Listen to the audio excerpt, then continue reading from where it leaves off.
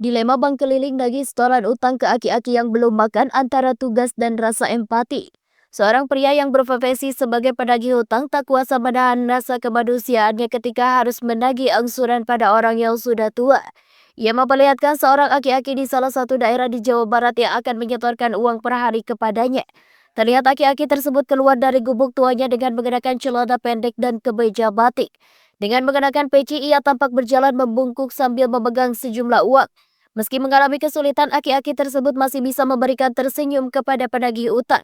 Dengan gestur tangannya yang sopan, ia menyerahkan uang setoran sebesar Rp10.000 untuk setiap harinya.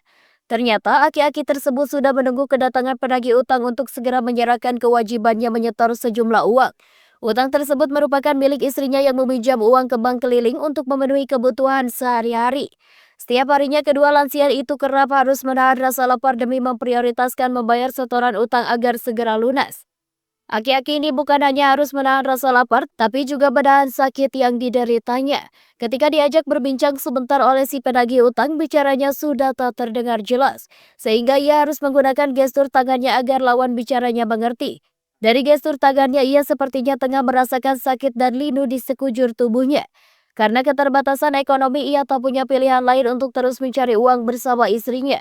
Tidak diketahui secara pasti putra-putrinya berada di mana, yang jelas lansia ini benar-benar dalam kondisi yang memprihatinkan.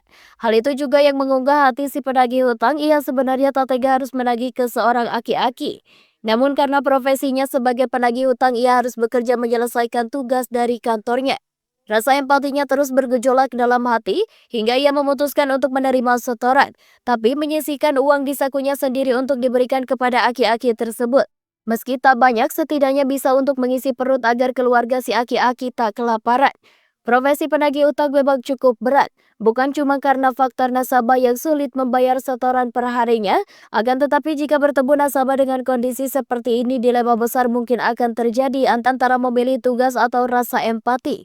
Ternyata ia punya cara lain yang jadi jalan tengah meski harus mengorbankan kondisi dompetnya. Namun hal tersebut tidak jadi masalah karena yang dibantunya adalah orang-orang yang benar butuh bantuan. Sikap penagih utang ini menuai pujian warganet. Karena tak semua nasabah dari mereka bersikap bijaksana pada nasabah yang kondisinya memprihatinkan.